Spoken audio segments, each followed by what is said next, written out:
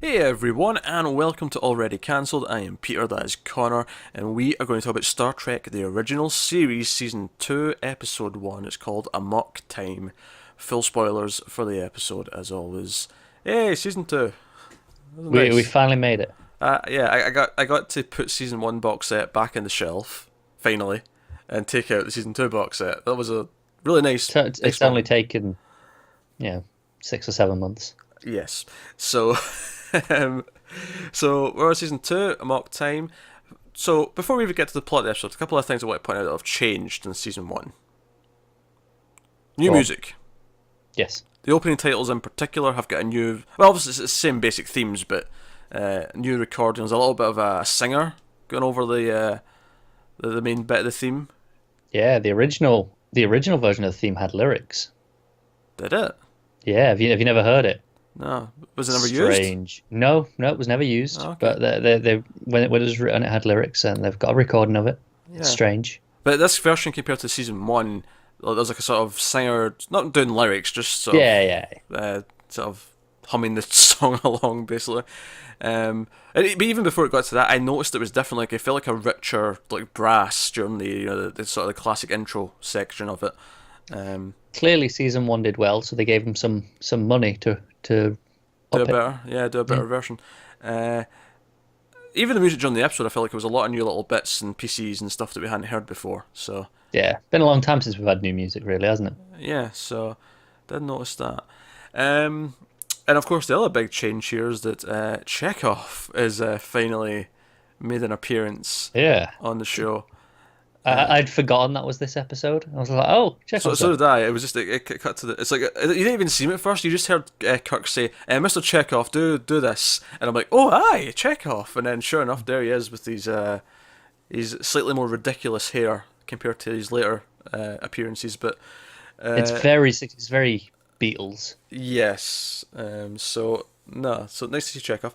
I will say actually, in terms of just sort of overall differences as well from season one, there was a couple of little things that I felt like season one wouldn't have done that season two, or at least in this episode. I mean, maybe it won't be different for the rest of the season, but for example, there was like a gag at one point where Uhura gets told that they might have to change course again, or at least she gets told to contact their superior, and it cuts to Chekhov and Sulu. Sulu on the bridge, and Chekhov goes to Sulu's like, surely not again, because they've already changed course like 3 or 4 times, and Sulu's just like, might want to plot the course just in case. Yeah. And I felt like season one never did cutaways to like the other characters like this.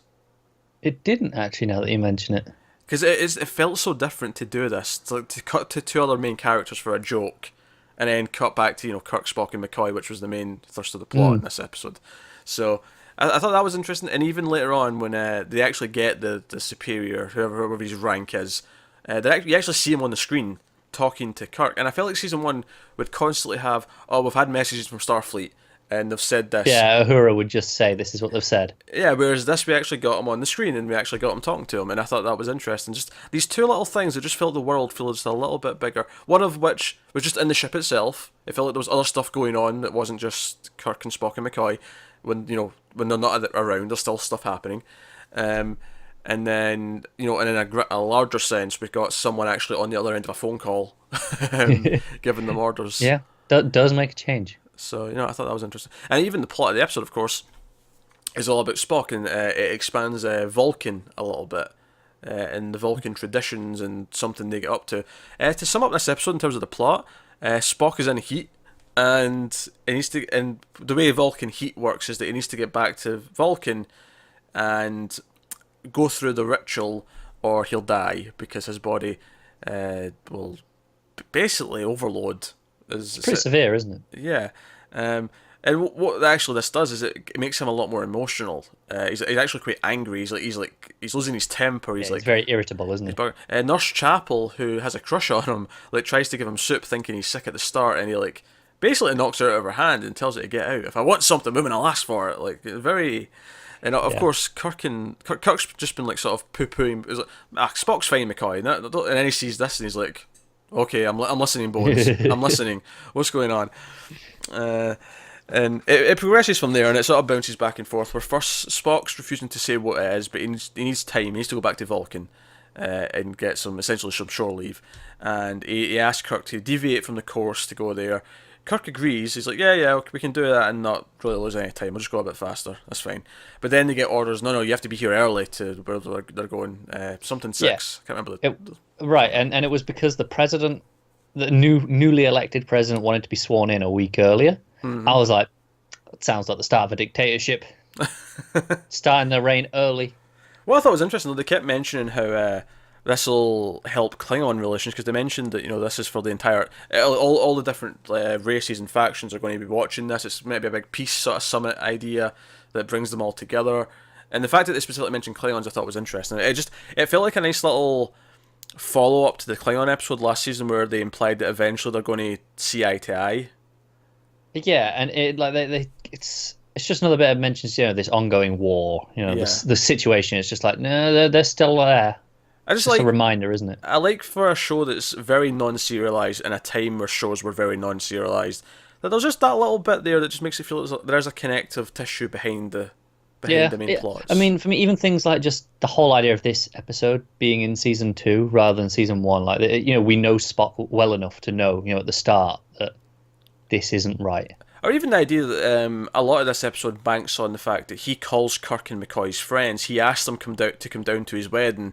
And at the end of the episode, of course, when he thinks he's killed Kirk and he's given up his wife, because this all leads to basically there's this mating ritual or marriage ritual where he has to possibly fight someone to the death to win his wife's hand if she chooses to challenge her, because they've been kind of engaged since the age of 7. Their parents set up a bond and then at some point this will happen. You'll get these feelings. He has to come to the planet, go through this, but then the wife to be picks Kirk, and Kirk's like, well, this is fine. Well, I'll just I'll let Spock win or something to that effect, and then the head Vulcan's like, to the death. And it's like, oh dear. And it's very predictable, and I think I liked the episode a lot for the character stuff, and I liked the first half a lot. I do think it gets a little bit not goofy, but the ritual itself feels kind of goofy, and then the outcome, once you know that it has to be to the death, is very predictable. Bones jumps in and goes, oh, I'll give him this because the air's different, and I'm like, oh, he's injecting him with something that's going to make him look dead, and that's going to end the fight. And I bet you this never gets brought up. I bet the next time he has to go and visit the Vulcans and they all think he's dead, I bet it's never going to come up that Probably not. So I like that Spock doesn't notice. He doesn't think of this because he's so out of it. Yeah, he's like a man possessed throughout this whole thing. I like that he doesn't question what's going on. He genuinely believes he's killed him. But just think of how fantastic that moment is, though. When he comes back up to the ship, he goes to Bones like, okay, right, I'm going to hand my command over to you. You to make sure I get turned in and do all this. And then of course Kirk steps out behind him. And Spock's reaction, he has a proper smile on his face, and he's like, Jim, and then he notices that he's reacted this way, that he's shown an emotion, and he straightens himself up, and he's like, it's very pleasurable to see you alive, Captain. Although I am at a loss, he puts on the front. But it is nice to see that pure joy at first. Yeah, it's a really nice one. And they tease him, of course. They're like, oh, as we've seen countless times already. Countless times, but this felt like the first time it was proper ammunition. They just saw him react this way. And Spock well, it's logical that I would react happy that the one of the best captains in the fleet would be okay. So, oh yes, very logical of you, Spock. So, oh, thank you. I like that that's a compliment to Vulcans, because we see it on the planet as well. Spock says it to his wife to be, your whole scheme so that the one you wanted to marry would still be alive after, and I would either give you up or be dead so you could be with him.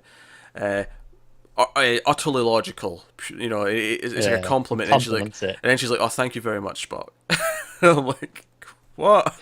Yeah, I think she takes it seriously as a compliment as well. She does. Yeah, she's dead serious. Spock, like she says, he's almost a legend.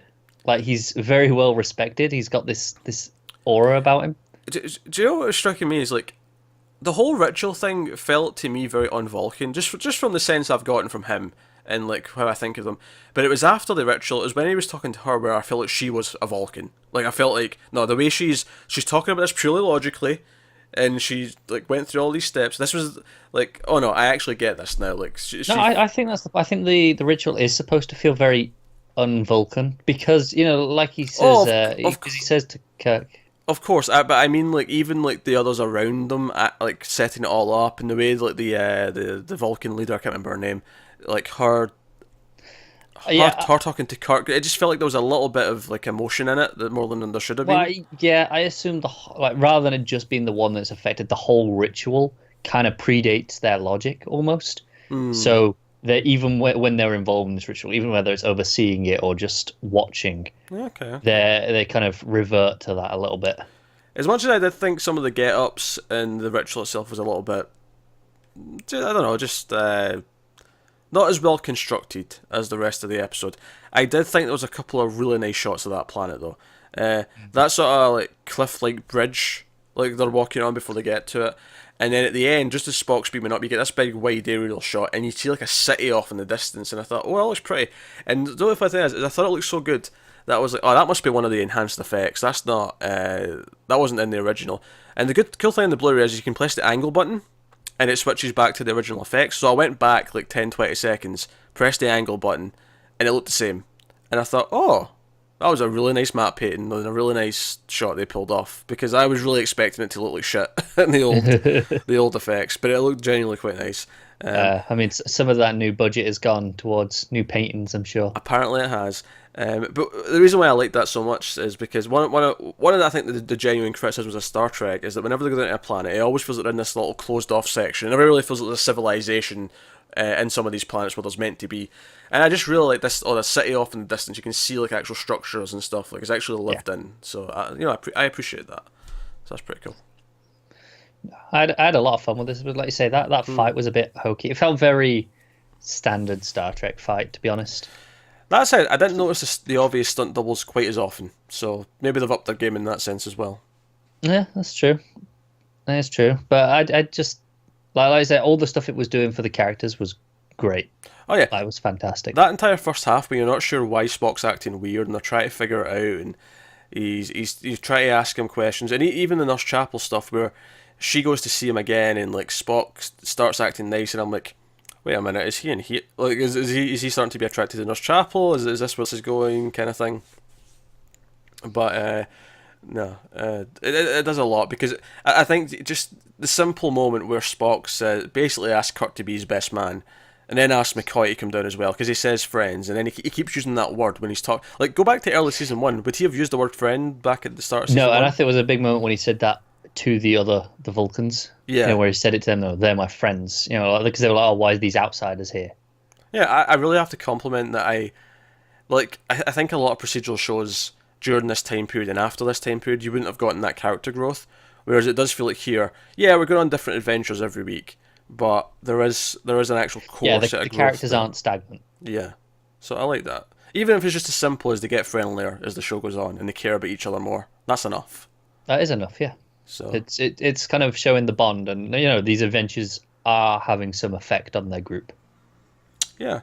So yeah, we had Chekhov, of course. It was basically just him sitting with Sulu. That said, I noticed people were like, Kirk kept calling him. He kept pressing the button and they were like, Chekhov, plot a course and do this and do that.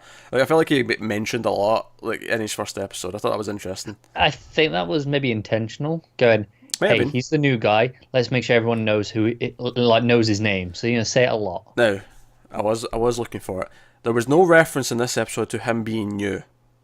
There was not. Now, it may still come. They may still mention, like in the next one, someone might say, "Oh, you've not been here that long," and that'll count, right? Yeah. But there was no mention to him not being new, because the reason why I'm bringing this up, of course, is there's this big debate, because when we get to Wrath of Khan, he recognises, or more specifically, Khan recognises Chekhov in that movie, and he shouldn't because Chekhov wasn't there. And we theorised that Chekhov was actually always on the Enterprise. We just never seen him until season 2. Yeah, just because he wasn't on the bridge doesn't mean he wasn't on the ship. Of course. That said, was Khan really going to remember every random face he passed by on that ship? He is enhanced. I suppose. Now, admittedly, it'd be a weak excuse if so. But just in case they don't actually mention that he's new on the ship at some point. It's a solid enough defence to start. Not solid. It's still flimsy, but it's better than nothing. Yeah, yeah, Not that it really matters. I'm quite happy to just accept the mistake and roll with it. But it's fun to poke the holes where you see them. it is. It is. So no, I thought that was a fun one to start off with. It felt like it started with a big character beat. We got a little bit of new music, kind of more impressive effects actually in terms of the paintings for the city and all that. And I don't know. Pretty much everything felt like a step up, didn't it? In that did. sense, production wise. Production wise, and even the plot itself, the fact that it was focusing on a main character and saying let's explore him, and because I think that's one of the things that season one maybe suffers from is there's a lot of good episodes in season one, but it doesn't like there's so many episodes where they'll encounter something random that you feel like it'll never get mentioned again. You know, a random godlike character who controls things, or random this, random that. Yeah. Whereas this felt like it was important to the overall themes of Star Trek because it was dealing with our main characters. Or if an episode, or to go back to season one, like an episode that introduces Klingons feels important because it's introducing the Klingons and what that dynamic's like and stuff. So, whereas an episode like Shore Leave, for example, feels completely just random and almost forgettable, and not that this will say that it doesn't have any merit, but whereas an episode like this feels like, no, it's important to the overall show, it's important to the overall characters. It feels like, no, this is a big step in Spock's overall journey. This is, him going to Vulcan and saying he has friends. And that's not to say that none of the random ones were very good, because some of them were. But it had this episode. I don't know if the whole season's going to feel like this, but this episode had that feeling of, okay, this is starting off with an important one. So I can appreciate that. Speaking of firsts for this well, I say season, this first for the show in general, and it's weird because there's so well-known things that I didn't even realise we hadn't had them yet until I seen them done on this episode, and that is the Vulcan salute, or is it a salute? Is that what they call it? The salute? Yeah, I think so. So the first time I saw that, and also the first time we heard "Live Long and Prosper." Yeah, it's strange. I think I didn't even notice they weren't the first times because, like I said, they're so ingrained in popular culture that I just assumed that I'd heard it already. I didn't, but it was just that weird thing where as soon as because it's the elder Vulcan who does it first, and then Spock does it back. I mean, wait a minute, we've not had that yet. He's never done that before. And then later on, Live Long and Prosper. Although she doesn't say it quite like that. She says, "May you live long, Spock, and also prosper." She says it like it's a little bit broken up. There's like a little bit in the middle of it the way she says it. That said, I'm going to count it. We've not heard that combination of like it. The message is the same. Yeah, and I'm sure we'll get a. I thought it was actually just on that. He had a really nice reply because he was like, "I won't. I will do neither." I believe was the yeah. It was like, "I've just killed my captain and a friend." Yeah, it's again Spock being hurt. Yeah. So that is Amok Time. So we're into season 2 now. So let's see how this goes. As I understand it, and I have seen season 2 before, but it's been so long that I've forgotten everything. Most of it. Yeah. So we'll see. Now I do understand that season 2 is considered to be very high quality. It's only season 3 that is seen as the plummet in quality. So we'll see how we feel about this. So thank you very much for watching. Let us know what you thought of the episode in the comments below. Like, subscribe, all that stuff. Get us on Twitter at mailed_fuzz for channel updates. If you want to support the channel, head over to patreon.com/mailedfuzztv. You can get these Star Trek reviews a week early as one of the perks. So do that. But otherwise, guys, that is us. So thank you very much for watching once again. Keep watching TV, and we will see you next time.